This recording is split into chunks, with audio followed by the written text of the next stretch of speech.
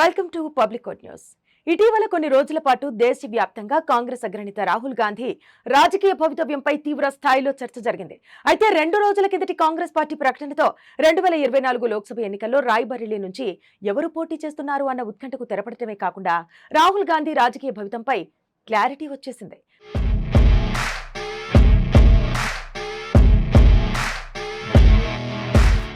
అందరూ అనుకున్నట్టు తల్లి సోనియా గాంధీ సీటు నుంచి ప్రియాంక గాంధీ పోటీ చేయడం లేదు.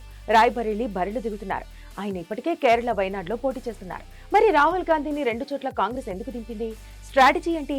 అసలు రాయ్బరేలీకి కాంగ్రెస్ కంచుకోట అని పేరెందుకు ఉందనే అంశాలపైనే ఇప్పుడు రాజకీయ నేతల చర్చలు జరుగుతున్నాయి.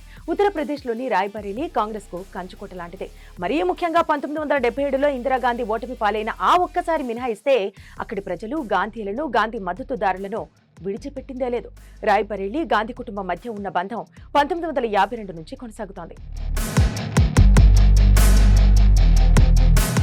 1952లో రాహుల్ గాంధీ తాత, ఇందిరాగాంధీ భర్త ఫిరోజ్ గాంధీ ఇక్కడ తొలిసారిగా పోటీ చేసి గెలిచారు.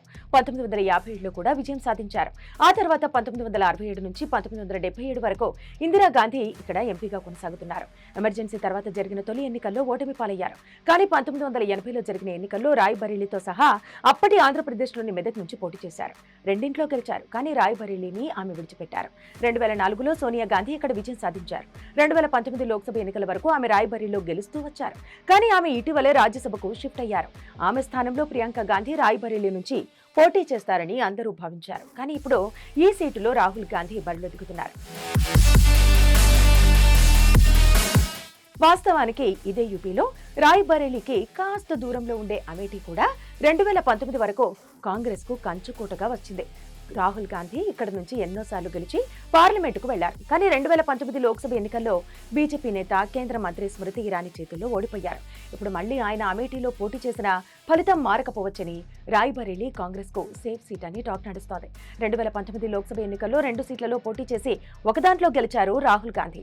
అది కేరళ వైనాడ్. ఇక 2024 లోక్సభ ఎన్నికల్లోనూ 2 సీట్లలో పోటీ చేస్తున్నారు. వైనాడ్పై ఆయనకు మంచి పట్టుంది. అదే సమయంలో రాయ్బరేలీలో సేఫ్ సీటులో గెలుపుపై సందేహాలు లేవు. మరి రెండింట్లో గెలిస్తే రాహుల్ గాంధీ దేనిని వదులుకుంటారని దానిపై ఉత్కంఠ నెలకొంది.